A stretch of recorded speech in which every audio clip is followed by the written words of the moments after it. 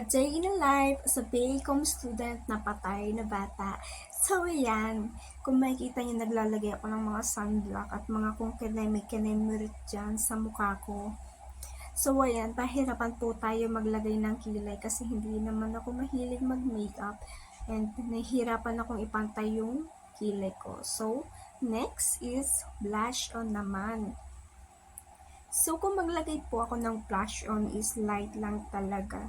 Kasi ayaw natin ng sobrang pulang-pulang or pink na pink. Dapat, ano lang, light lang. Yung parang, ano lang, hindi sobrang pakak ba, kung tawagin. Next is lipstick naman. Yan.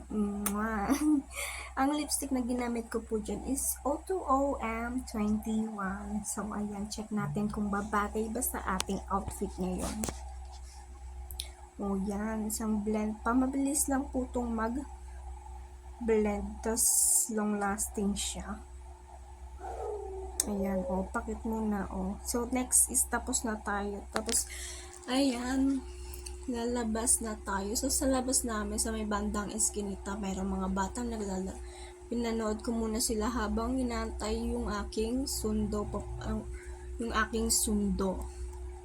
Matapos ang mahabang paghihintay, dumating na po siya. Yan. Sino kaya yan?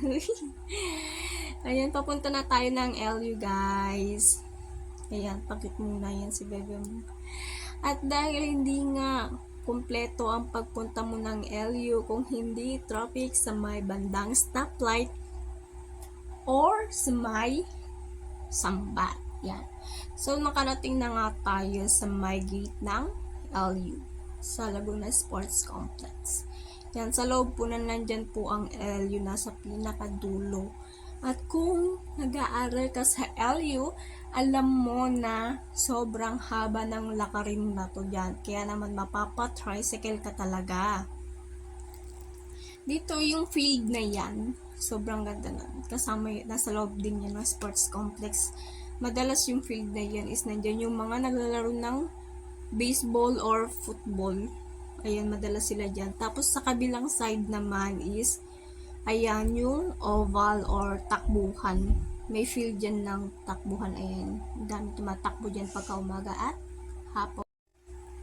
So, ayan. Nakapasok na nga ako sa loob at ang daming estudyante na nagsusuporta sa ating Miss and Mr. Elio. Sobrang daming department para suportahan ang kanilang mga representative dyan. So, sobrang active talaga ng LU pagdating sa mga ganitong event at ang gaganda ng mga participants natin, in fairness. So, pagkatapos na umuwi na din ako kasi anong oras na, parang awarding na ata yan nung umuwi ako. So, around 5 or 6 na ata to. Pagkatapos na is nag-big brew muna kami bago umuwi. Ayan. Pauwi na kami, tapos nakita ko sobrang ganda ng sunset, kaya binidyohan ko siya. Ayan, sobrang ganda niya. At yun lang. Pauwi na din ako kami actually. So, maraming salamat sa panonood. Thank you so much.